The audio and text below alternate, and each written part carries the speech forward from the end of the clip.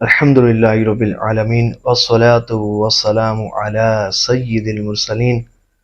درود پاک کی کثرت کے ویسے تو بے شمار فضائل و برکات ہیں، لیکن ایک خاص فضیلت اور برکت یہ ہے کہ اگر کوئی شخص لا علاج بیماری میں مبتلا ہو، ڈاکٹر اور طبیب اس بیماری کا علاج کرنے سے قاصر ہو، اور اگر وہ اپنے مرض کو دور کرنے کے لیے درود پاک کی کثرت کرتا ہے تو اللہ کریم اسے اس تکلیف سے، اس مرض سے نجات عطا فرما دیتا ہے۔ ایسا ہی ایک واقعہ سنیں گے تو بے اختیار آنکھوں سے آنسو جاری ہو جائیں گے، اور اللہ نے چاہا تو کثرت سے درود پاک پڑھنے کا زندگی بھر معمول بن جائے گا۔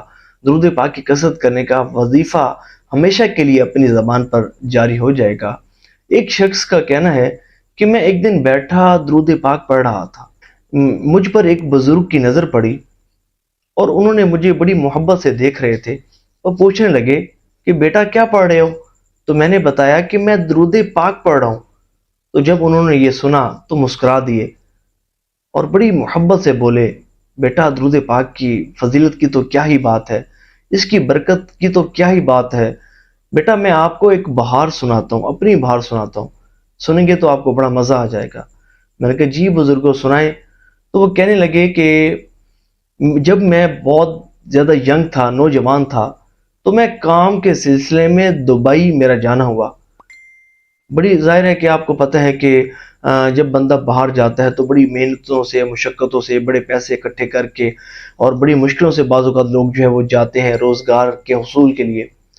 تو وہ کہتے ہیں کہ میں جو ہے وہ روزگار کے حصول کے لیے دبئی گیا، کام کے سلسلے میں دبئی گیا، اور وہاں جو ہے وہ میری طبیعت جو ہے وہ آہستہ آہستہ بگڑنا شروع ہو گئی، طبیعت بہت زیادہ خراب رہنے لگی تھی۔ تو میں ڈاکٹر کے پاس گیا کہ اپنا چیک اپ کراؤں کہ کیا معاملہ ہے، کہ صحت میری دن بدن بگڑتی جا رہی ہے، میں دن بدن بیمار ہوتا جا رہا ہوں، کیا معاملہ ہے؟ تو ڈاکٹر صاحب نے جب مجھے دیکھا، میرا معائنہ کیا، تو مجھے کچھ ٹیسٹ لکھ کر دے دیے اور کہا کہ جاؤ اور جا کر یہ ٹیسٹ پہلے کراؤ، یہ ٹیسٹ بہت ضروری ہے۔ تو جب میں ٹیسٹ کروانے کے لیے گیا تو میں نے پوچھا کہ یہ کس چیز کے لیے، کس چیز کے ٹیسٹ ہیں؟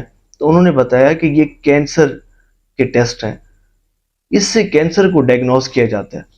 تو میں یہ سن کر رونے لگا اور دل میں نے یہ سوچا کہ کیا مجھے کینسر تو کہیں نہیں ہو گیا؟ میں وہاں زار و قطار رونے لگا۔ تو وہاں موقع پر جو موجود تھے انہوں نے کہا کہ بھائی صرف ٹیسٹ ہی تو ہو رہے ہیں، کہاں تمہاری رپورٹ تھوڑی نہ آئی ہے کہ جس سے یہ بات معلوم ہو گئی ہو کہ تمہیں کینسر ہے، صرف ٹیسٹ ہی تو ہیں، تم اللہ کی رحمت پر بھروسہ رکھو، اللہ کریم کرم فرمائے گا۔ تو وہ کہتے ہیں کہ میں نے جو ہے وہ ٹیسٹ کروائے، اور اس کے بعد 2 دن جو میرے گزرے نا وہ روتے دھوتے گزرے کہ پتہ نہیں کیا بنے گا میرا۔ اور 2 دن بعد جب تیسرے دن میں رپورٹ لینے کے لیے گیا، تو جب میں نے رپورٹ لی اور ڈاکٹر صاحب کو پیش کی، ڈاکٹر صاحب کو دکھائی، تو جب ڈاکٹر صاحب نے مجھے بتایا کہ مجھے کینسر ہے، تو یہ سن کر میں اپنے اوپر قابو نہ رکھ سکا اور زاروں قطار رونے لگا۔ اب دن رات میں روتا اور میں یہ سوچتا کہ جب میں اپنے گھر والوں کو یہ بتاؤں گا تو میرے گھر والوں پر کیا گزرے گی، اور میرے گھر والوں سے تو میرے گھر والوں کو تو مجھ سے بڑی امید تھی کہ یہ روزگار کمائے گا، ہماری کفالت کرے گا اور ہماری ذمہ داریاں اٹھائے گا، میرے تو چھوٹے چھوٹے بچے ہیں، میرے تو سارا نظام درم برم ہو جائے گا۔ تو وہ کہتا ہے کہ میں علاج کرواتا رہا لیکن مجھے شفا نصیب نہ ہوئی، اور حالت یہاں تک پہنچ گئی کہ ڈاکٹر نے کہا کہ اب تمہارا جو کینسر ہے وہ لاسٹ سٹیج پر پہنچ چکا ہے، اور تمہارے لیے بہتر یہ ہے کہ تم اب اپنے گھر چلے جاؤ، تمہارے لیے بہتر یہی ہے۔ آپ نے دیکھا ہوگا کہ جب ڈیڈ باڈیز دوسرے ملک سے آتی ہیں تو بڑے معاملات ہوتے ہیں، بڑے پیسے بھی لگتے ہیں اور بڑی تکلیفوں کا سامنا بھی کرنا پڑتا ہے۔ اس شخص نے سوچا کہ میرے لیے بہتر یہی ہے کہ یہاں بھی تو مرنا ہے، تو بہتر ہے کہ اچھا ہے کہ اپنے گھر والوں کے پاس سے آ کر مرو، اپنے قریبی قبرستان میں چلو دفن تو ہوں گا۔ تو اس شخص نے مصمم ارادہ کیا اور اس نے دل میں ارادہ کیا کہ بس اب جو ہے وہ میں اپنے گھر چلا جاؤں گا، اور پھر جو میرے ساتھ ہوگا، بس اپنے معاملات اس نے اللہ کے سپرد کر دیے۔ اس نے ایک کام ساتھ نا بڑا زبردست شروع کر دیا۔ اس نے جب دیکھا نا کہ میرا علاج اب کسی بھی ڈاکٹر کے پاس نہیں ہے، میں نے اپنا سارا علاج کروا لیا، سارے طریقے آزما لیے، مختلف ڈاکٹرز سے جو ہے وہ کنسلٹ کر لیا۔ اب انہوں نے مجھے لا علاج قرار دے دیا ہے، اور انہوں نے مجھے بتا دیا ہے کہ بس اب تمہاری زندگی کے چند ہی ایام باقی ہیں، تو بہتر ہے کہ تم اپنے دیس واپس لوٹ جاؤ۔ تو اس نے سوچا کیا ہی اچھا ہو کہ میں اپنے رب سے رجوع کروں۔ سنا ہے کہ درود پاک کی کثرت سے لا علاج بیماریوں کا علاج ہو جاتا ہے۔ درود پاک ہر پریشانی اور مصیبت کا حل ہے، تو کیا یہ اچھا ہو کہ میں بھی درود پاک کی کثرت شروع کر دوں۔ ہو سکتا ہے کہ اللہ کریم مجھ پر کرم فرمائے اور مجھے اس مرض سے، اس لا علاج مرض سے نجات عطا فرما دے۔ تو وہ کہتا ہے کہ میں نے اس نیت کے ساتھ درود پاک کی کثرت کرنا شروع کر دی، اور 15,000 تقریباً روزانہ میں درود پاک پڑھا کرتا تھا، 15,000 مرتبہ۔ میں گھر آیا، دبئی سے گھر آیا، اور جو ہے وہ اپنے گھر والوں کو میں نے سب کچھ بتا دیا کہ مجھے لاسٹ سٹیج کا کینسر ہے۔ یہ خبر ان قیامت کی طرح ان پر خبر یہ گزری، اور سارے بہت زیادہ پریشان ہو گئے، بہت زیادہ اداس ہو گئے۔ میرے چھوٹے چھوٹے بچے تھے، میری بیوی، میرے بچے، میرے والدین، میرے سارے عزیز و اقربا سارے پریشان ہو گئے کہ یہ کیا معاملہ ہو گیا۔ سارے بہت زیادہ ٹینشن میں مبتلا ہو گئے۔ خیر میں نے درود پاک کی، وہ کہتا ہے کہ میں نے درود پاک کی کثرت شروع کر دی، 15,000 مرتبہ میں نے روزانہ درود پاک پڑھتا۔ ڈاکٹرز نے کہا تھا کہ تم چند دنوں کے مہمان ہو، لیکن درود پاک پڑھتے پڑھتے سال گزر گیا، لیکن میں حیات تھا، اور میں نے یہ محسوس کیا کہ میری تکلیف میں کمی واقع ہونا شروع ہو گئی تھی۔ تو میں نے سوچا کہ کیا یہ اچھا ہو کہ ٹیسٹ کروا لیے جائیں دوبارہ۔ تو میں نے کینسر کے دوبارہ ٹیسٹ کروائے۔ جب ٹیسٹ آئے، میں اس دوران علاج بھی کرواتا رہا، ڈاکٹر کو چیک بھی کرواتا رہا تھا، لیکن انہوں نے یہی کہا تھا کہ تمہارا جو کینسر ہے وہ لاسٹ سٹیج کا کینسر ہے، لاسٹ سٹیج کا کینسر ہے، کسی بھی وقت تمہاری موت واقع ہو سکتی ہے۔ لیکن سال کا عرصہ گزر چکا تھا، اور میں مسلسل درود پاک بھی پڑھ رہا تھا۔ خیر میں نے جو ہے وہ جب اپنے اندر محسوس کیا کہ میری طبیعت سیٹ ہو رہی ہے، تو میں نے کہا کہ کیا یہ اچھا ہو کہ میں ٹیسٹ کروا لوں۔ تو میں نے جو ہے وہ کینسر کے دوبارہ ٹیسٹ کروائے۔ تو جب ٹیسٹ کروائے اور رپورٹ آئی، تو یہ دیکھ کر ہم حیران رہ گئے۔ جب ہم نے ڈاکٹر کو رپورٹ دکھائی، تو ڈاکٹر نے کہا کہ اس میں تو کینسر کا نام و نشان بھی نہیں ہے۔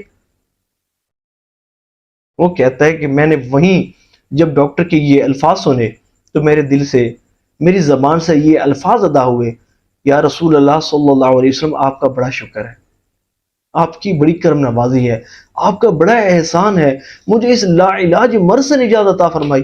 درود پاک پڑھنا شروع کر دیا۔ سارے بھی جہاں موجود وہ لوگ سارے حیران رہ گئے۔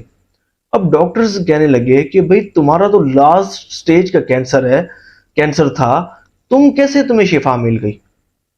یہ تو ہماری زندگی کا پہلا کیس ہے کہ جو لاسٹ سٹیج میں کینسر میں مبتلا ہوتا ہے نا، اس کا تو ریکور ہونا بڑا مشکل ہوتا ہے۔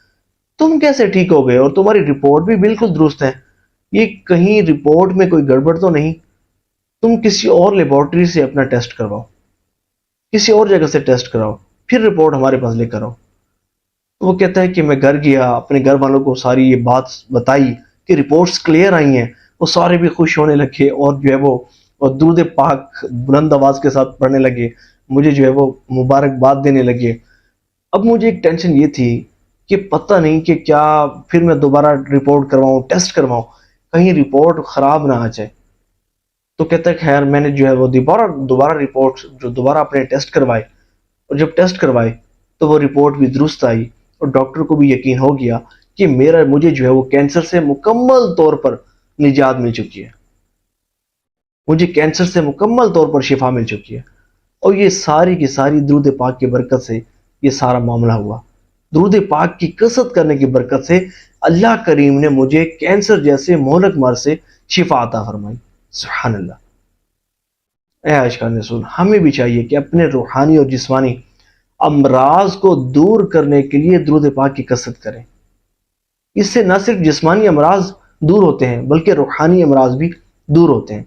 بندہ اللہ کا نیک بندہ بن جاتا ہے، گناہوں سے نجات نصیب ہوتی ہے، اس کی روحانیت ترقی کرنا شروع کر دیتی ہے، حضور کی بارگاہ میں خاص مقام ملنا شروع ہو جاتا ہے۔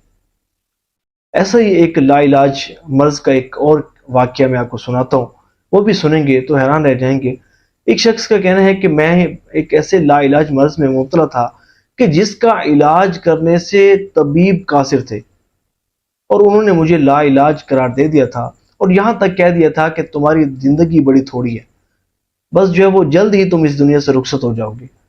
تو وہ کہتا ہے کہ میں نے جب یہ سنا تو میں نے گھر والوں کو اپنے کہا کہ بس میں نے تم سے جو ملنا تھا مل لیا، اب مجھے جو ہے وہ مجھے تنہائی اختیار کرنے دو، اب میں اپنے آپ کو وقف کر دوں گا عبادت کے لیے۔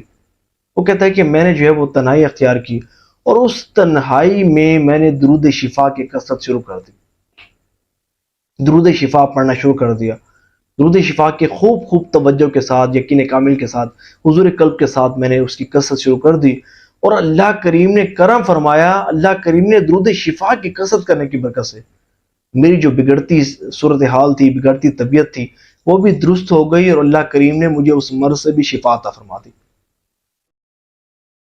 تو پتہ چلا درود پاک یہ دوا بھی ہے، یہ شفا بھی ہے، یہ لا علاج بیماریوں کا علاج ہے، لیکن توجہ اور یقین کامل یہ شرط ہے۔ دیکھیں جس وظیفے میں توجہ نہیں ہوگی نا، ٹھیک ہے برکتیں ملیں گی، ثواب ملے گا، لیکن وہ برکتیں نہیں ملیں گی کہ جو برکتیں ملنی چاہیے۔ اور اگر آپ کو کسی وظیفے میں شک ہوگا نا، یقین کامل نہیں ہوگا، تب بھی آپ کو وہ مقاصد، وہ فوائد حاصل نہیں ہوں گے۔ جب بھی کوئی وظیفہ پڑھیں یقین کامل کے ساتھ، کامل توجہ کے ساتھ، خشوع و خضوع کے ساتھ، دل و دماغ کو جھکا کر جب آپ اس وظیفے کو پڑھیں گے، اس درود پاک کو پڑھیں گے، تو اس کی برکتیں وہ ملیں گی کہ جس کا آپ اندازہ بھی نہیں لگا سکتے۔ اللہ کریم جو سنا اس پر عمل کرنے کی توفیق عطا فرمائے۔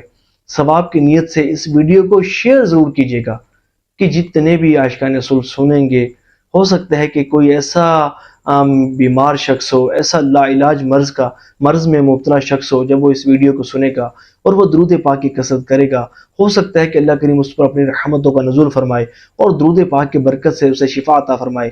تو یقیناً یہ بھی آپ کے لیے ذریعہ نجات بن سکتا ہے، آپ کے لیے بخشش کا ذریعہ بن سکتا ہے۔ تو اللہ کریم جو سنا اس پر عمل کرنے کی توفیق عطا فرمائے۔ آمین بجائے خاتم النبیین وصلی اللہ تعالی علیہ وآلہ وسلم۔ صلو علی الحبیب صلی اللہ تعالی علی محمد صلی اللہ علیہ وآلہ وسلم۔